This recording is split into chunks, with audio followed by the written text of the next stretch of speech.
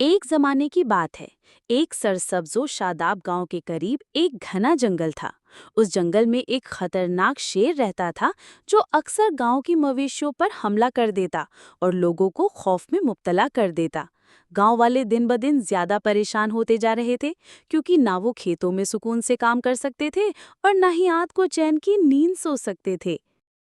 एक दिन गांव के सब बुजुर्ग और नौजवान इकट्ठे हुए और फैसला किया कि अब मजीद बर्दाश्त नहीं किया जा सकता।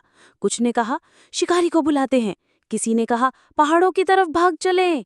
लेकिन अम्मा शाकरान, जो कि गांव की सबसे अक्लमंद और बूढ़ी खातून थी, बोली, शिकार से पहले हमें शेर की वजह जाननी चाहिए। शायद वो भूखा है या जख्मी। ये बात सबको अजीब लगी, लेकिन आखिरकार सबने फैसला किया कि शेर के बारे में जानने की कोशिश की जाए।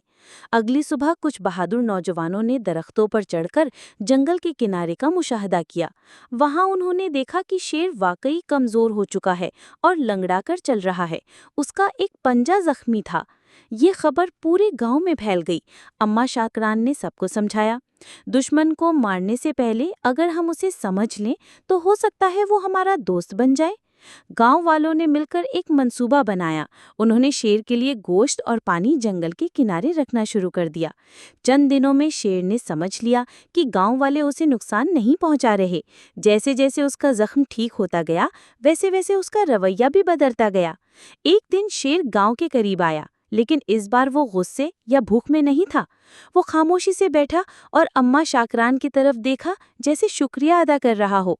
गांव वालों ने भी खुश होकर हाथ हिलाया। इस दिन के बाद ना शेर ने कभी गांव वालों को तंग किया, ना गांव वालों ने उसे दुश्मन समझा।